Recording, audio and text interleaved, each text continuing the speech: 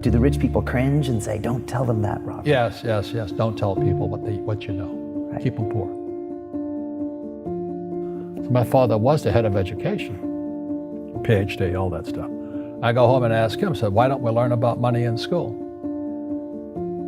And he looked at me and says, because the government doesn't let us teach that subject. The government tells us what we can teach and what we can't teach. And I thought that was strange. And I said, but aren't we going to school to learn about money? He says, no, your job is to get a job.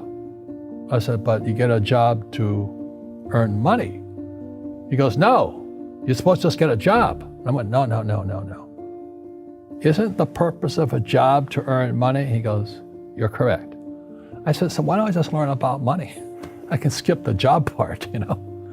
And he got flustered and he said, if you want to learn about money, why don't you ask your best friend's father about money? And I said, why? That's Mike. So I asked him. He says, because Mike's father is an entrepreneur. And I said, what are you? He says, I'm an employee. I'm a government employee.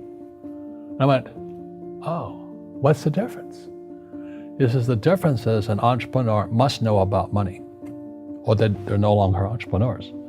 And he says an employee doesn't have to know anything about money, because the government will take care of them, the company will take care of them. So I'm all confused. But I took my dad's advice and I trundled over to Mike's father's office and knocked on his door and I said, hey, I'm here, 9 years old. Teach me about money. He says, beat it, kid, you know. But that's where the story of Rich Dad, Poor Dad started. And finally, through persistence, my rich dad started teaching me about money on one condition.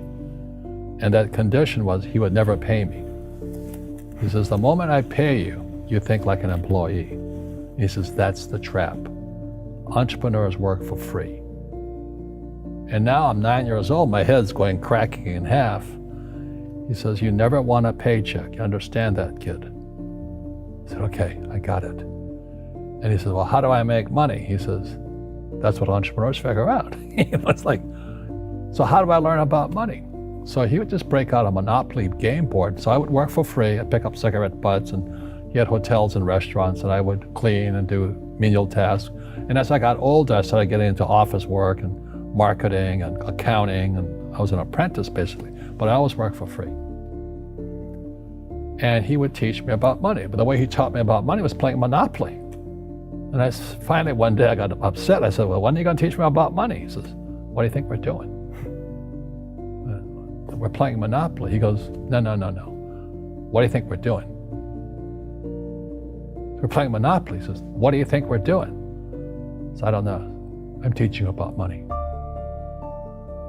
And then that's when, you have one greenhouse. He says, there's many formulas for great success in money. There's thousands of them, but one of the best ones is found on the game of Monopoly. It still is today. 4 greenhouses, 1 red hotel. I said, what? He says, one of the greatest ways to acquire great wealth is playing Monopoly in real life. 4 greenhouses, 1 red hotel. Well, is that all there is? He goes, that's it. And he says, what do you think I'm doing? And I went, I don't know.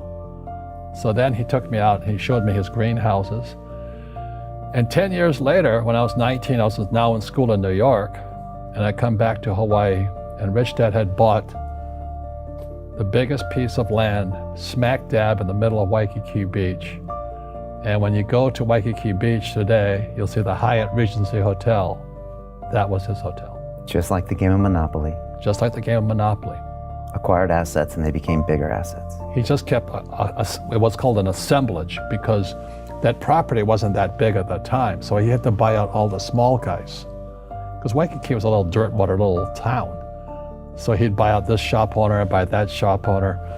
And it took him a while, but he finally assembled this large piece of property. And then he and Hyatt put up this giant hotel. And it just sold for $800 million. So that's how I learned about money.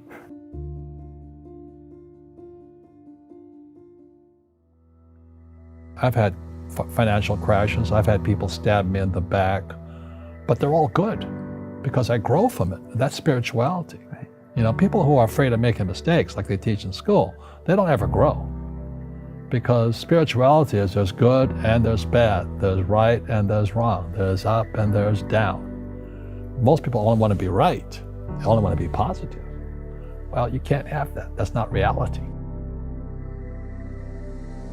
Well, I wasn't poor by most people's standards, but I came from a family with a poor attitude, if you know what I mean. Because rich, poor, middle class, poverty starts with a fundamental attitude. Poverty is passed on. It's taught in your families. And middle class is taught in families. And so the people right now who are sitting at home, who are struggling financially or worried about money or unhappy, they may be making a lot of money, but unhappy with what they're doing, it was probably taught to you. Your super ego was taught, get a job, work hard, or you'll never be rich, or the rich are evil, or whatever. The school system will never teach you about money. The school system was designed to teach you to be an employee, which is important, or a doctor or a lawyer, a specialist, but never about money. And what most people lack is real business knowledge, like accounting, like debt, like taxes. You got to know that stuff, but they don't teach it in school to anybody. So, and then when people ask me, how did your rich dad learn this when your poor dad, a PhD, didn't? And the answer is very simply, my rich dad, who's my best friend's father, his father died when he was 13. So his rich dad had this family business at 13 to run. So he had to drop out of school, which was his blessing. There's blessings, and sometimes the blessing doesn't look like a blessing, but it turned out to be a blessing. And then his teachers became his bookkeeper, his accountant, his attorney, his banker, his real estate agents. So he has what I call real teachers, not these fake teachers in school. You see, most teachers in school, they're out of ethics. They teach subjects they themselves don't practice. I asked the teacher, I said, I'm in my third year of calculus now. It was called strength of materials. I said, am I ever going to use this stuff? He goes, no. I said, why do you teach it? He says, because I get paid. I said, do you ever use it? He goes, no. And that's why, you have to, in life, one of the things I suggest to people, you got to find a real teacher versus a fake teacher. And a fake teacher is somebody who doesn't do what they teach. And a real teacher is doing what they teach every day. So my accountants, my attorneys, they're in it every single day. That's how I learn, because every day I'm solving problems in my business. So I have accountants and attorneys and bankers and all these people on speed dial because I'm solving problems with my team. I see you giving this knowledge out, and yeah. Do the rich people cringe and say, don't tell them that, Rob? Yes. Don't tell people what you know. Right. Keep them poor.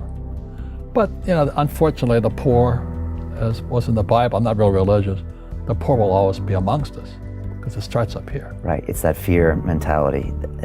It's in their words, and the words become flesh. Again, I'm not really religious. I flunked out of Sunday school also.